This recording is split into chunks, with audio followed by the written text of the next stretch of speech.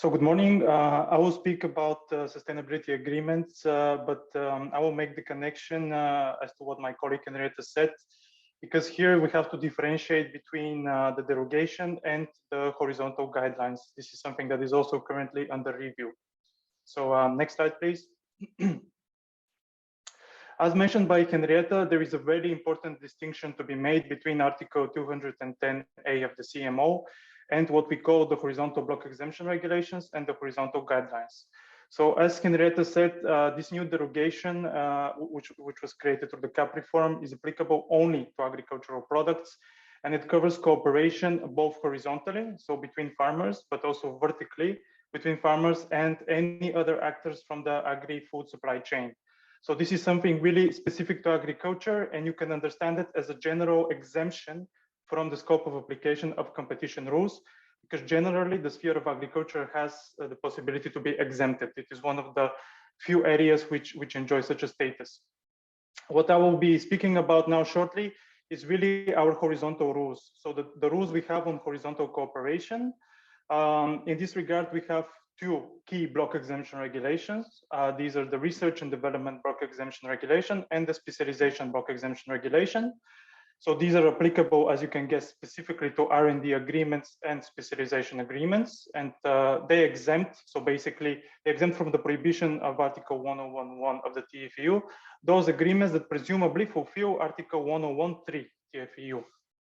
But what is more important for the scope of the discussion today, perhaps, are the guidelines. So we have these horizontal guidelines, which deal with R&D specialization agreements, but they also deal more broadly with the most common types of horizontal agreements. So you can also think about purchasing, joint purchasing agreements, commercialization agreements, standardization agreements, which are very relevant for the sphere of sustainability, information exchange, etc. So these guidelines, together with the horizontal block exemption regulations, will expire at the end of 2022, so in December 2022. And they are currently under review. The process is almost completed, as you can guess. They are basically, the drafts have already been submitted for a public consultation. And this is also something that I would like to draw your attention to a bit later. But the main point of this slide is really to outline the fact that the horizontal guidelines, and generally, they generally comprise the competition rules that are the fallback option in case of any horizontal cooperation where Article 210A is not applicable. So as Henrietta pointed out, Article 210A is not only limited to agricultural products, but it's also limited with regard to the types of sustainability objectives you can pursue. So she mentioned environmental objectives, animal health, animal welfare, but of course, when you speak about sustainability, you also imagine something along the lines of labor rights. This is something that is not covered by the CMO derogation, and it is something that if you want to pursue, you would have to then rely on our horizontal guidelines. And this is the place where we have also made some clarifications, basically trying to interpret the rules in a more open way, in a more to explain a bit more our rules, so that we can accommodate such agreements. Next slide, please. A bit on the background on the horizontal guidelines and the block exemption regulations. As Henrietta mentioned, the European Green Deal is really the policy project which kind of led to us really taking into account sustainability when it comes to the revision of these legislative documents. We have the current guidelines which we use are from 2011, and the process was triggered with a very broad public consultation on the interplay between competition policy and the Green Deal objectives. This was back in October 2020. It was announced by our Commissioner Vestager. And basically the idea there was really to understand to what extent competition policy helps or maybe prevents from sustainability agreements to contribute to the achievement of the Green Deal objectives. Of course, in the sphere of agriculture, for example, you also think of the farm to fork strategy and the biodiversity strategy. But the point of this consultation was really to gather experience, to gather ideas about how we can improve the rules, and as a whole, if we do need to improve the rules at all. And the stage that we are currently now in is the launch of the public consultation, which on the draft revised horizontal guidelines. So we already have a text on the horizontal guidelines and on the block exemption regulations. You can find this consultation on the website of DG Competition in particular. And the public consultation was launched on the 1st of March, and it will be running until the end of April. So here we are at a different stage as compared to the CMO derogation, which Henrietta spoke about, because it's really the end of the process. We already have a text, and we, of course, we would like to hear the feedback of any concerned stakeholders. When it comes to the CMO derogation, we're really at the beginning of the process. We just want to gather some feedback through this questionnaire that through which we ask stakeholders to give us examples of sustainability cooperation and generate their views on sustainability agreements.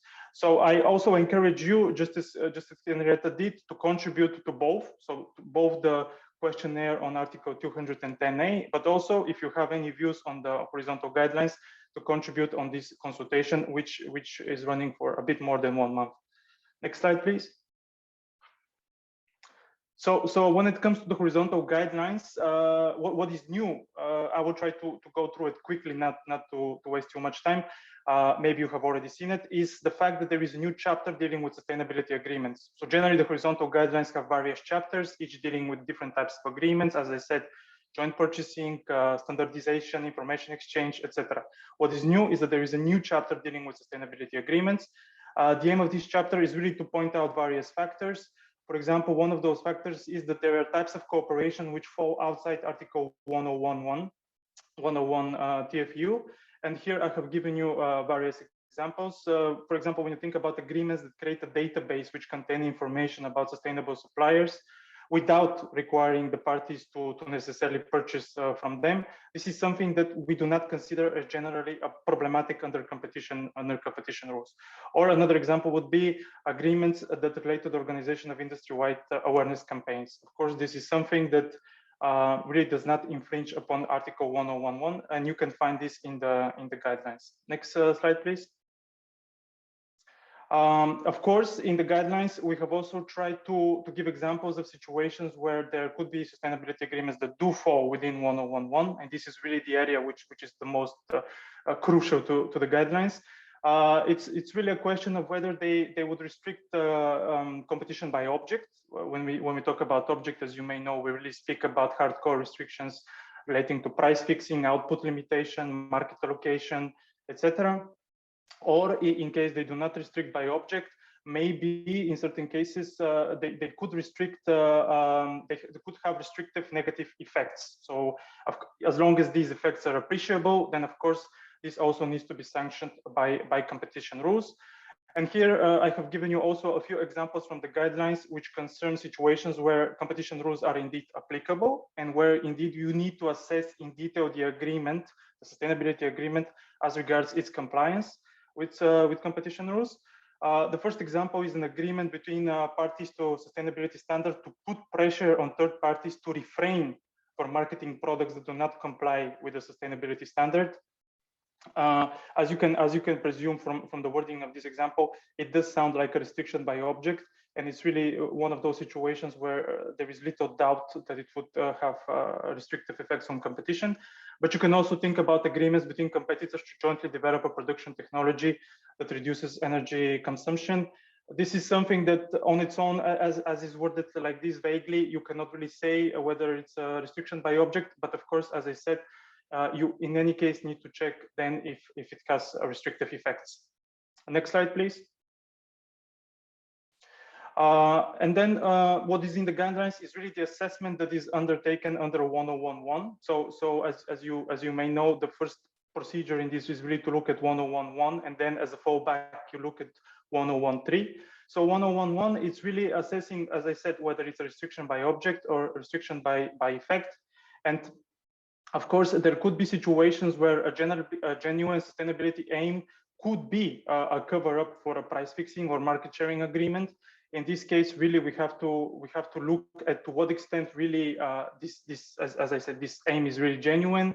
Maybe the effects are restrictive of competition are ancillary, and this is something that if we really see that the aim of this agreement was genuinely to pursue sustainability objective and the effects maybe are ancillary, then of course we would not consider this as restriction by object. We would look at it as restriction by effect, and then of course it's really a question of what's happening on the market in detail. as written here. And then what is also very important in this new chapter on sustainability agreements is that it focuses on standardization, because really we consider that this is perhaps the most interesting type of agreement for stakeholders when they want to pursue sustainability aims. And very often it is the case that such standardization agreements have positive effects on consumers, on competition, and then they also allow consumers to make informed decisions about the product they purchase. So this is why this chapter deals with standardization, and it sets down various conditions, which, if met, would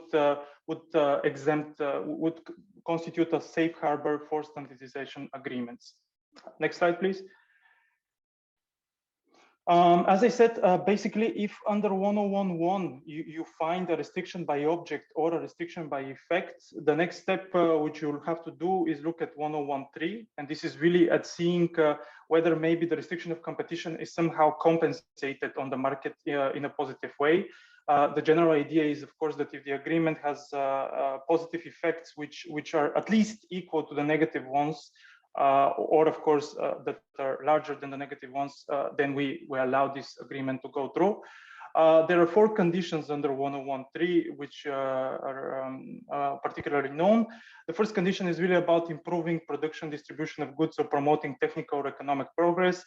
Here, when we talk about sustainability, we can really think about the fact that, and this is something new in the guidelines, is the fact that it's not really only about reducing costs, because normally when you think about this condition, normally the general tendency is to focus on reduction of costs, but we also can think about the increase in variety of products and innovation that result from sustainability agreements, because most often sustainability agreements would not reduce costs.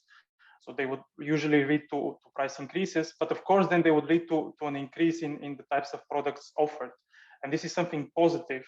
And something positive that indeed falls within and could potentially satisfy this first condition under 1013. The second condition, it's about consumers receiving a fair share of benefits. And this is something I would like to draw your attention to, because it's really the biggest change, so to say, in the new horizontal guidelines. As you may know, generally the idea is that consumers should be compensated fully for any negative effects that result from the restriction of competition. So if there is a price increase, consumers should really be compensated fully through some kind of the introduction of a new product that compensates really fully for this price increase. What is new here is that we consider 3 situations in which sustainability agreements are relevant. The first one is situations where really there is an individual use value benefit. This is the traditional efficiency assessment, and it's really about when the sustainability agreement leads to some kind of improved quality or variety of the product, or maybe in certain cases it could also lead to price decreases. So in this case, really when the product is improved, we really consider that consumers do receive a fair share. It's really a question of improving the use of the product by the consumers. So really, there has to be a direct link between the improvement of the product and the consumers that use this product. It's very crucial. A second factor that we looked in is individual. Sorry, Marin, just to interrupt you. You have a minute or 2 left. Okay. Okay. I'll try to wrap up. Sorry. Okay, the second situation which we look at is individual non-use value benefits. This is a situation where even if there is no objective improvement in the product for the consumer, so for example, the product is not better in the sense that it's not as maybe long lasting or it's not innovative, still consumers value this because they generally want to consume sustainable products. So you may think of situations where you purchase a sustainable product because you know that it was produced in a sustainable way, even if the product is not in any way better for you. It is just the mere fact that the product is sustainable. In this case, we speak about the consumer willingness to pay and to what extent consumers are willing to pay for such improvements, even though they have no direct benefit. Next slide, please. And perhaps the final condition, which I would like to, of those which I would like to discuss, is really the collective benefits from collective action. Here we speak about situations where the consumers do benefit, but the benefits accrue on a wider, either on a different market, or they accrue for people in general. So you may think about an agreement on reducing CO2 emissions, and the agreement may concern car drivers or people who purchase fuel for the cars. In this case, the reduction of CO2 emissions benefits, for example, the whole planet, but it also carries a benefit for those particular people who suffer from the agreement. So in this case, it would be the users of cars. In this case, we consider that as long as these people form part of the wider scope of people benefiting from the agreement, it is okay. They need to be significantly compensated, though, for the negative effects. And just to conclude, the third and fourth condition, there is really no big change here. The question is really to try to interpret these conditions in a way which more fits sustainability, and it explains to stakeholders how they may look at it from when engaging into sustainability agreements. And with this, I would like to conclude, but of course, I'm open to any questions. Thank you.